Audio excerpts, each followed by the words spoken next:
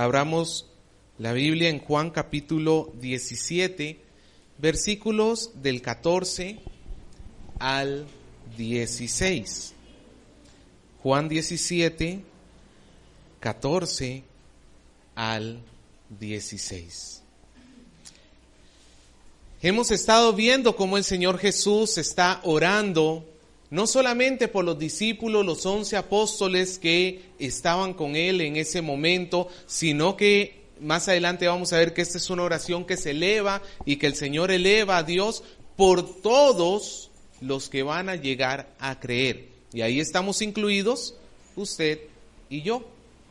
Vimos la semana pasada que el Señor estaba pidiéndole a Dios que nos guardara. Y eso estuvimos hablando la semana pasada. Dios nos guarda. Dios nos guarda no porque nosotros nos portemos bien, sino porque es un compromiso que Jesús y el Padre tienen entre sí. Dios nos guarda porque su reputación está en juego.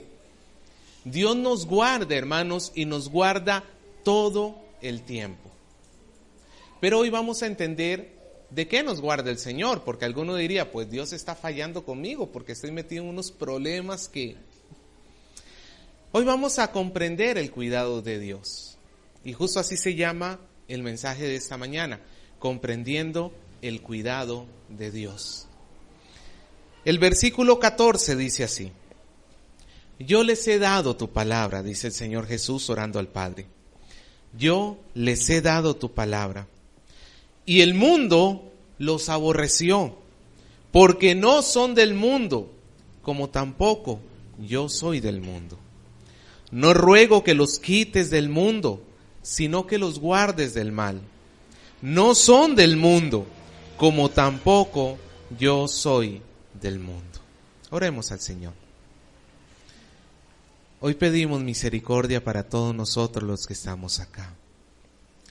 Hoy pedimos, Señor, que su Espíritu nos asista, nos ayude para poder comprender su palabra, para que usted instruya nuestro camino, lo alumbre con la verdadera luz. Ayúdenos a poder confiar en usted, descansar en usted y vivir para lo que usted nos ha creado. Tenga misericordia de nosotros, Señor. Use su palabra para guiarnos a la verdad. Nos ponemos en sus manos, reposamos en usted.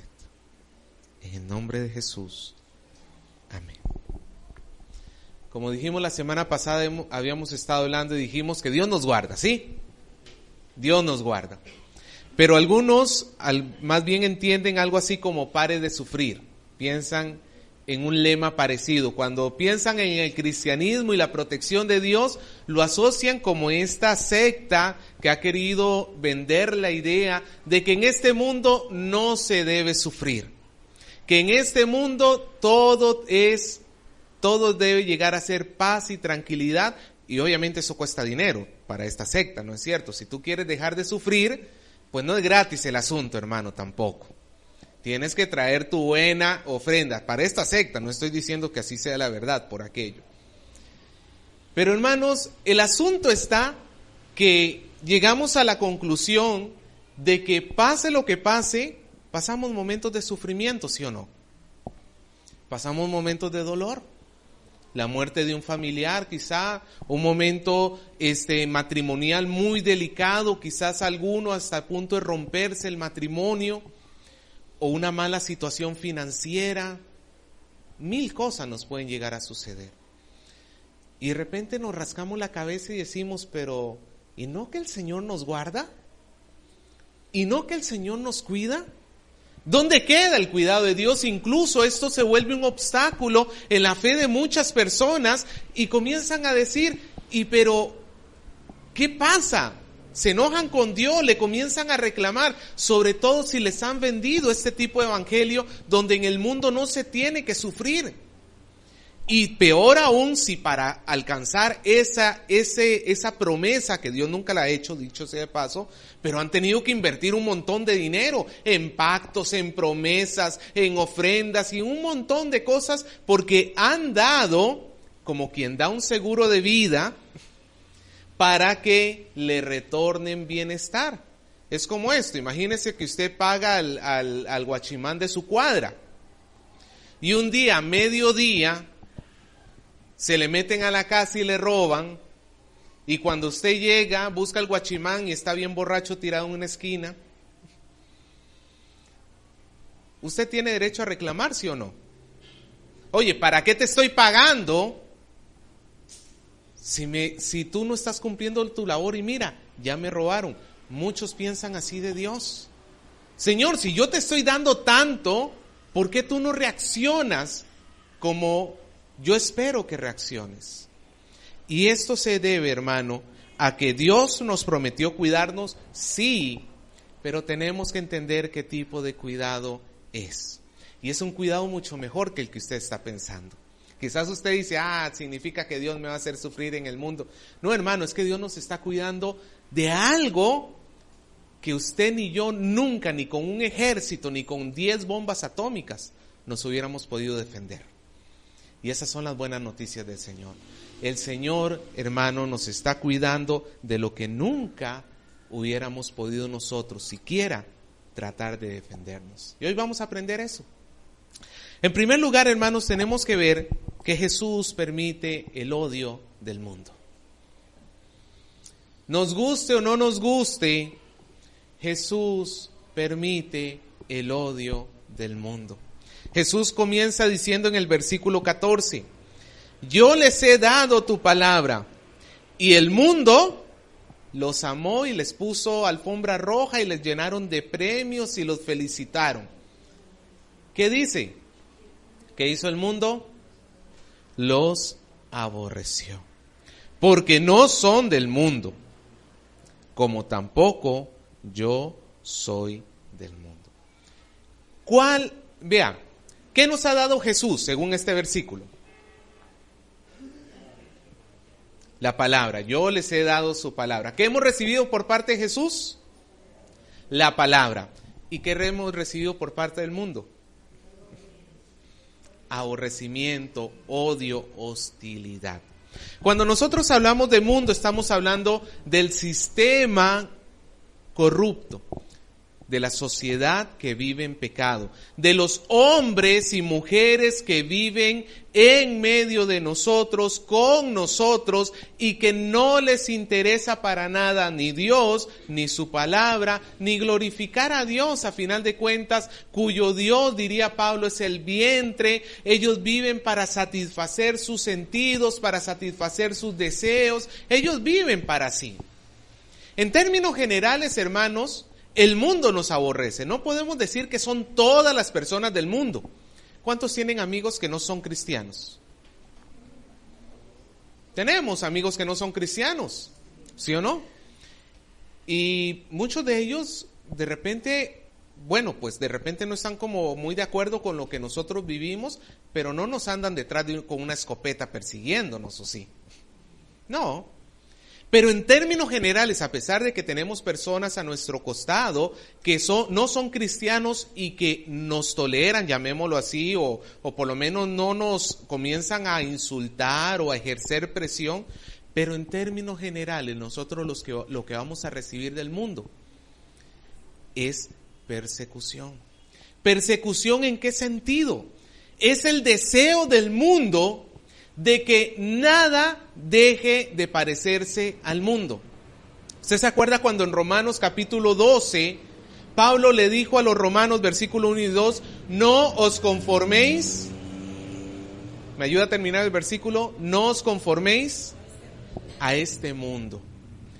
El asunto está así. ¿Alguna vez usted ha hecho gelatina dentro de un molde?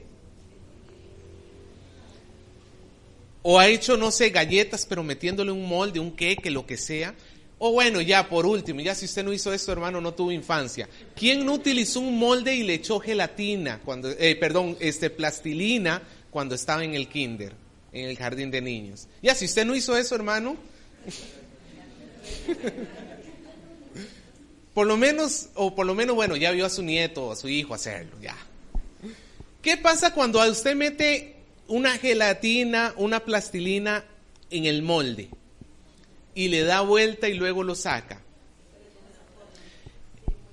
el material va a adquirir la forma del recipiente. El punto está que nosotros estamos en un gran molde, llamémoslo así, que se llama mundo. El mundo vive sin querer complacer a Dios. Muchas veces se busca una religiosidad, y hoy en día estamos en el despertar de la sociedad por la religiosidad, luego de la época de la razón, pero es una religiosidad que no necesariamente conduce a Dios.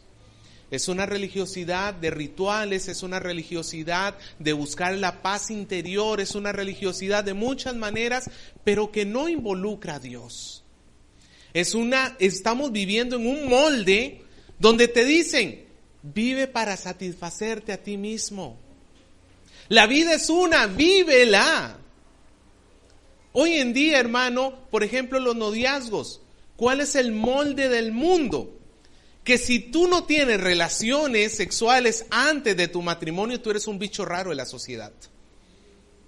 Tú eres algo raro. El otro día, hermano, en las redes sociales se causaron asombro porque una pareja escogió desde el momento en que se hicieron novios no darse un solo beso. No digo que darse beso en el noviazgo esté mal, pero ellos escogieron no darse ni un solo beso durante el noviazgo hasta el día que se casaron. Su primer beso fue cuando el pastor dijo, ahora son marido y mujer, puede besar a la novia.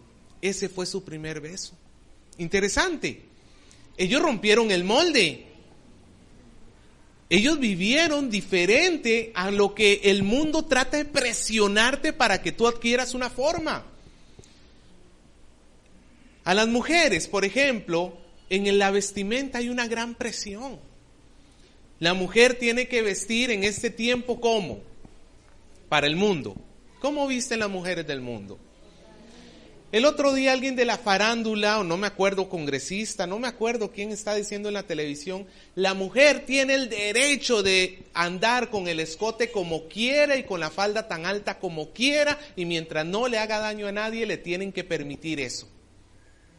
Pero eso es hacerle daño al prójimo. Eso es hacerle daño al prójimo, porque estás despertando lascivia en los demás. Por eso es que, amadas hermanas, ustedes no se tienen que amoldar a lo que el mundo dice que ustedes tienen que vivir. Ahora, tampoco le estoy pidiendo que se vista como en 1800 o 1700 o algo así.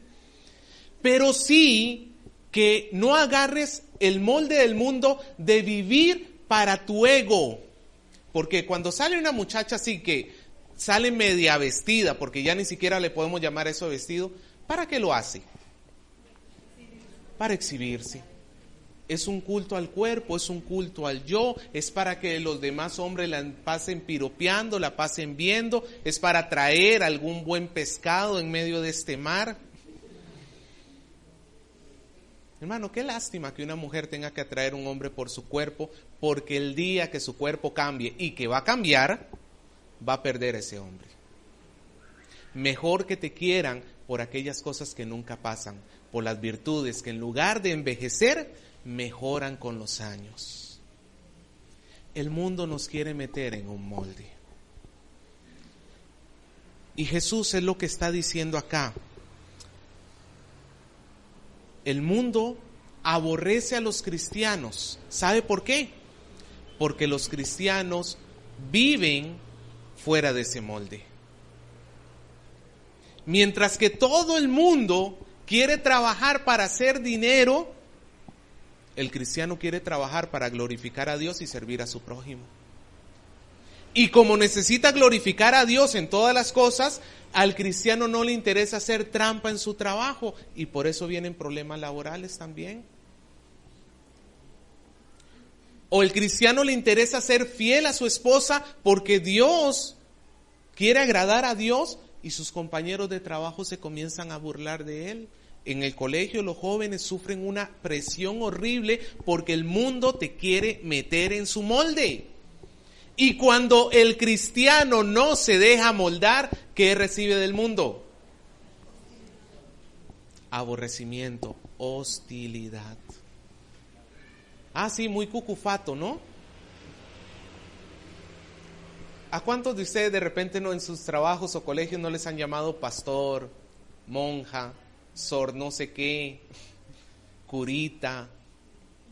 ¿Le ha sucedido? Si le ha sucedido, dele gracias a Dios, porque significa que han visto en usted que el molde del mundo no se vio. El mundo recibe lo que es como Él. Jesús dice, ellos no son del mundo, como yo tampoco soy del mundo.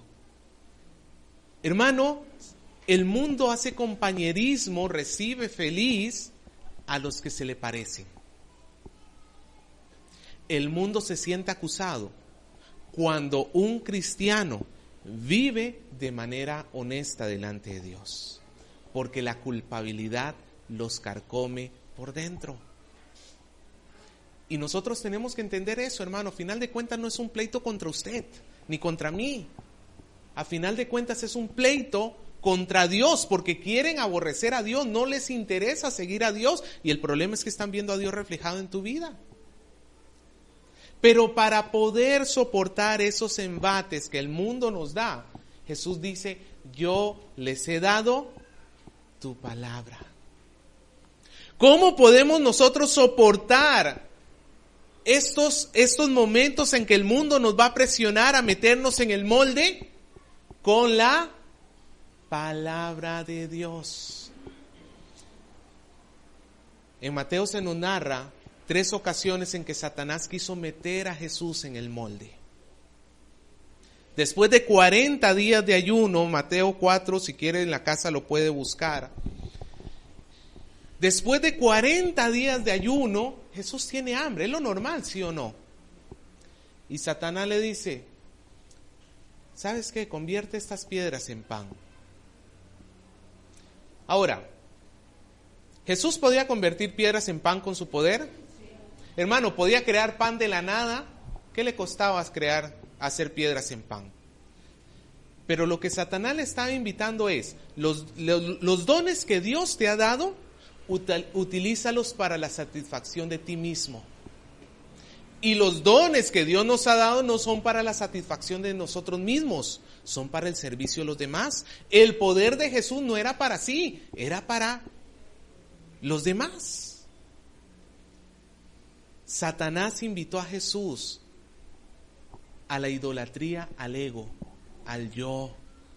Era el molde que le presentó Satanás a Jesús. ¿Y qué le dijo Jesús? Me meto. No. ¿Qué le dijo Jesús? ¿Alguien se acuerda lo que le dijo? Escrito está. Y le mencionó la Biblia. Yo les he dado tu palabra. ¿Para qué? Para que no caigamos en el molde.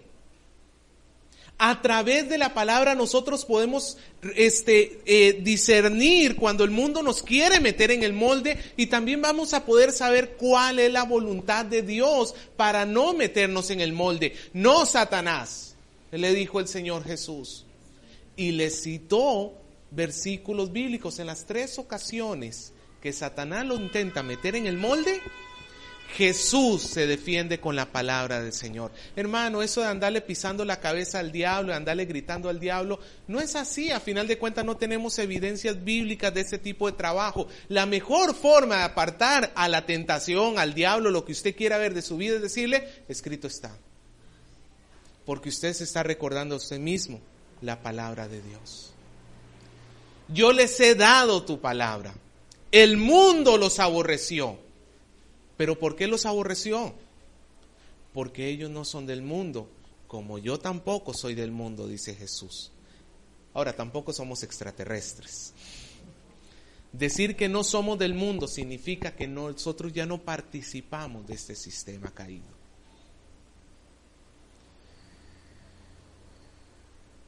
Y eso es bueno, hermano, porque eso nos asocia con Jesús.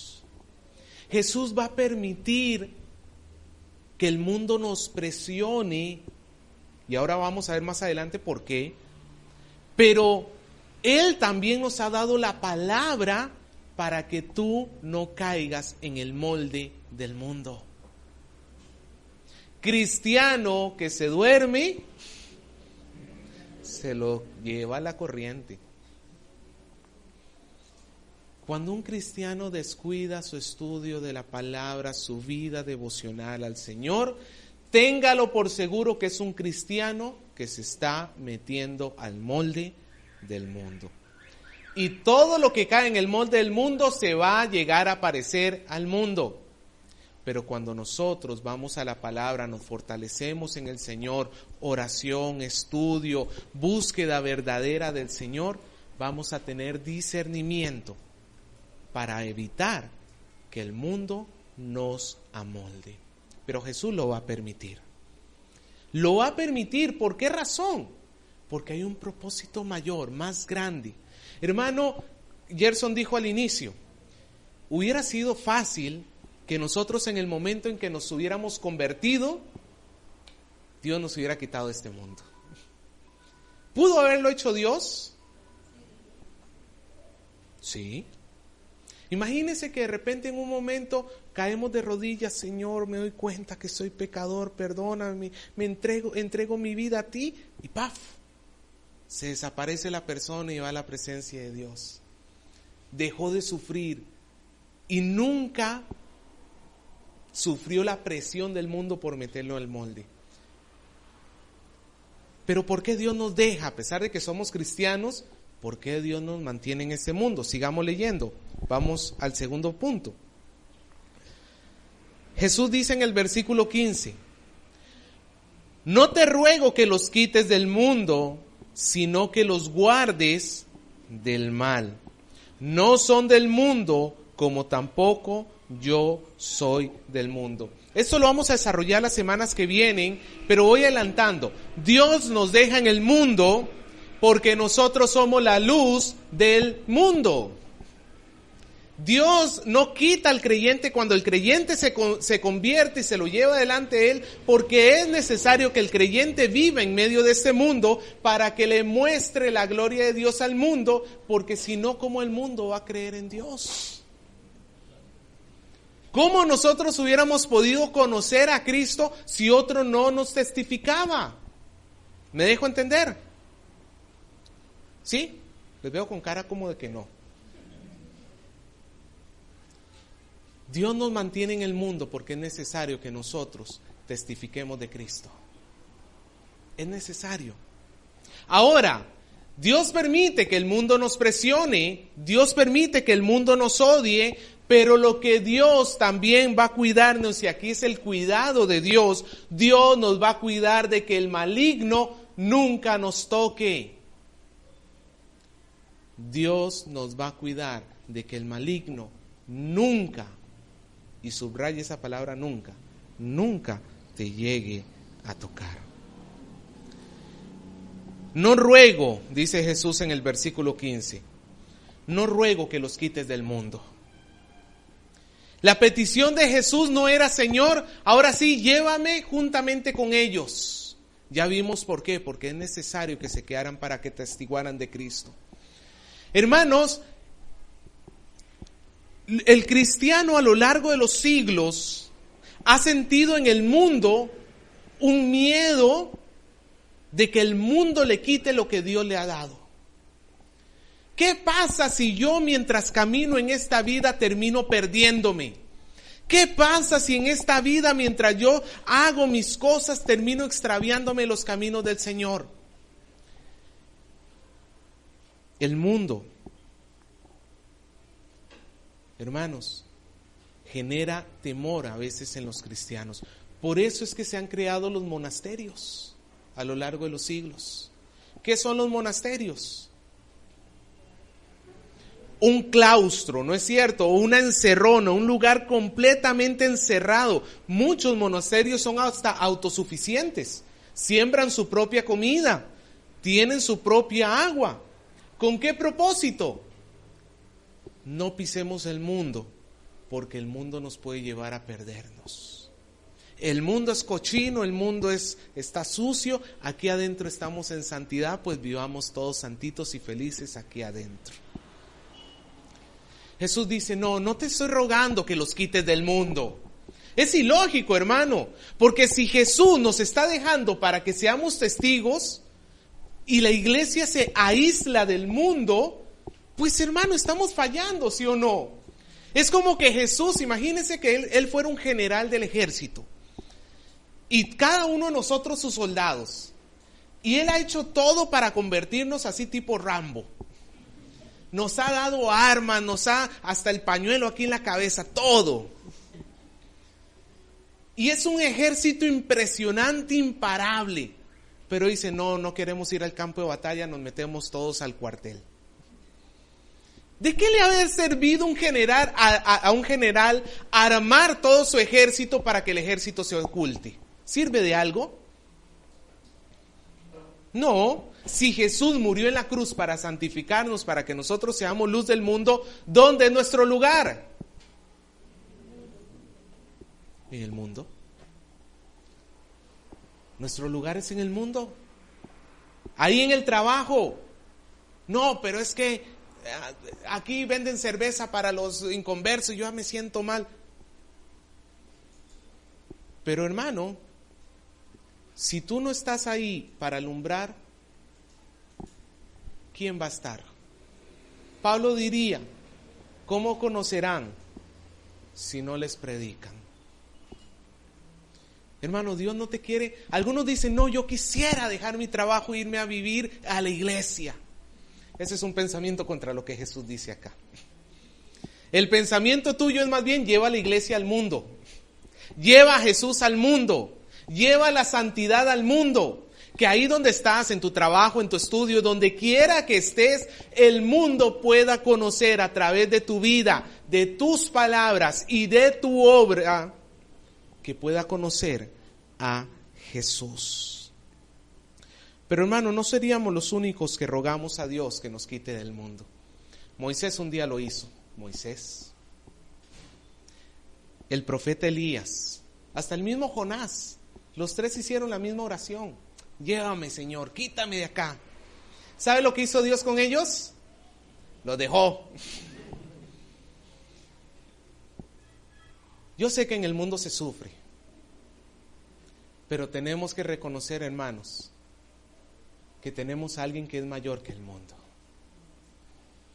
Juan, en el capítulo anterior de Juan, en el capítulo 16, versículo 33, Jesús dijo, en el mundo tendréis aflicción, pero confiad, yo he vencido al mundo. Tú no te preocupes de vivir en un ambiente, de repente en tu trabajo todos son adúlteros, mientras que tú te mantengas en la palabra de Dios, no vas a ser quitado de la gracia de Dios. Y ese es el punto. Jesús dice, no te ruego que los quites del mundo, sino que ¿qué? Que los guardes del mal. Nosotros tenemos la traducción mal, pero esa palabra se puede traducir de dos maneras. Mal en el sentido de todo lo que es pecado, o maligno de la personificación del pecado. ¿Quién es el pecado en persona? Satanás. Y debemos de repente preferir la traducción del maligno, puesto que en 1 Juan 5:19, el mismo apóstol Juan, él dijo, sabemos que somos de Dios y que el mundo entero está bajo el maligno. Jesús está orando aquí, no para que nosotros nos apartemos del mundo, sino para que mientras estemos en el mundo, Satanás no te puede tocar. Y alguno dirá, pero pastor, me está tocando. Hoy he pasado con una gripe. Pastor, mi trabajo, mis problemas. Es que ese no es el punto de ser guardado, ese no es el punto de ser protegido acá. De lo que Dios está protegiéndote de Satanás, es que Satanás nunca te va a hacer caer de la gracia de Dios. Satanás, por más que el mundo quiera meterte, incluso por más que alguno de nosotros se esté metiendo al molde del mundo, a final de cuentas, hermanos, nunca Satanás va a prevalecer ante la obra de Jesús en la cruz. Si alguno de nosotros se está metiendo en el molde del mundo, hoy va a recibir así como un cachetadón para que se salga de ahí. Y ese es el cuidado de Dios. Porque si Dios te dejara adentro, Satanás va a terminar ganando. Satanás no va a tocarte, no va a hacerte caer de la gracia. Hermano, tú puedes vivir en medio de adúlteros, en medio de ladrones, en medio de prostitutas, puedes vivir en medio de todo un mundo pecador, que la gracia de Dios te va a sostener, la gracia de Dios te va a proteger. Nunca Satanás te va a llevar a la perdición eterna, porque Jesús dijo que nosotros estamos en su mano y que nadie nos puede arrebatar de su mano. Nadie nos puede quitar de la mano del Señor. Tú no tienes que tener miedo de que tus amigos de repente, no sé, tienen prácticas raras. Tienes que estar ahí para testificarles de Cristo. Eso sí, no te metas a su molde. Eso es tu parte. No te metas a su molde. Pero por la parte de Dios, Dios te está protegiendo para que no caigas de la gracia. Martín Lutero decía: me vi a mí mismo y vi imposible que me salvara. Vi a Dios y vi imposible que me perdiera. Esa es la gracia de Dios. Señor, no te ruego que los quites del mundo, sino que los guardes del mal, del maligno, de Satanás, de su intento por robar la obra de Cristo, de su intento por hacerte caer de la gracia.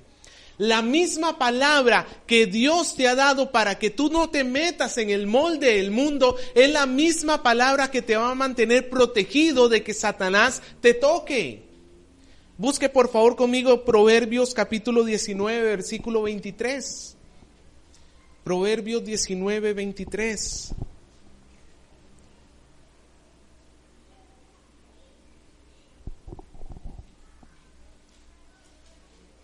¿Lo tiene? Proverbios 19, 23 dice: el temor de Jehová. Cuando aquí dice temor de Jehová, estamos hablando de vivir honrando la palabra de Dios, ¿ok? Si Dios dice que algo no lo haga, no lo hago. Y si Dios dice que algo debo hacer, sí lo hago. Eso es el temor de Jehová, la obediencia a Dios. El temor de Jehová es para vida, y con él vivirá. Lleno de reposo el hombre, no será ¿qué? Visitado del mal. ¿Lo ve? ¿Cómo nosotros vamos a llegar a ser protegidos del diablo? Con el temor de Jehová, cuidando de guardar la palabra que el Señor nos ha dado. Esa palabra es para vida, es para protección. En el mundo vamos a vivir a veces, hermanos, el mundo parece a veces una montaña rusa, a veces parece estar uno está como en un huracán, ¿sí o no? Se siente un revoltijo y a veces uno no sabe ni qué está sucediendo, pero lo que uno puede estar seguro es que ahí la gracia de Dios te está guardando y te está protegiendo. Y a ti lo que te toca es alumbrar. No importa la tormenta que te esté tocando, a ti lo que te toca es alumbrar, mostrar a Cristo, porque nunca tu luz va a ser apagada, porque Dios te está cuidando, Dios te está protegiendo. Es cierto que Satanás tiene algún tipo de poder dado por Dios, pero ese poder está sujeto a Dios. Ese poder está sujeto a Dios. Hermano, nosotros podemos llegar a ser tentados. De repente hasta hemos tropezado y estamos en el piso, pero nunca el cristiano será derrotado. Nunca. ¿Por qué? Porque el Señor lo pidió. No te pido que los quites del mundo, pero eso sí, por favor, guárdalos del maligno. No es un pare de sufrir lo que vivimos en esta tierra. Sufrimos. Sufrimos porque tenemos que estar ahí en el mundo. Sufrimos porque nos toca mostrarle a Cristo a los demás y va a provocar rechazo.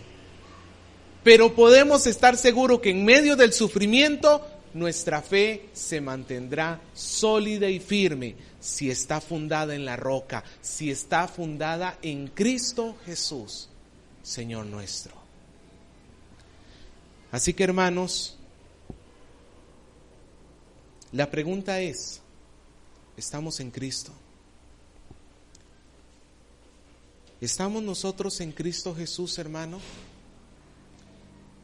Es lo primero. Si hoy nosotros nos damos cuenta, estamos entendiendo el mensaje y nos damos cuenta de que nuestra vida no está alineada a la palabra de Dios, no vivimos para la gloria de Dios, que este sea el día en que nosotros le digamos: Señor, perdóname por todo lo que he hecho. Te necesito a ti, necesito a mi Señor Jesús, necesito que me salves, para que yo en medio del mundo pueda convertirme en una luz, pueda mostrarle a los demás quién eres tú, Señor. Y a pesar de que yo sufra, no voy a temer, porque tú me estás protegiendo. Nunca perderé lo que tú me has dado, porque tú me estás cuidando.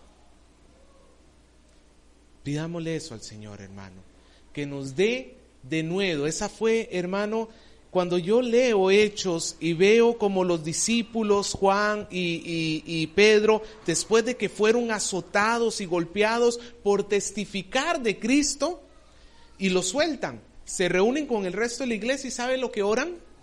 Señor, llévanos, por favor, llévanos. No.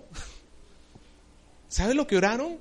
Señor, danos de nuevo valor, coraje para predicar de Cristo, para ser testigo de Cristo.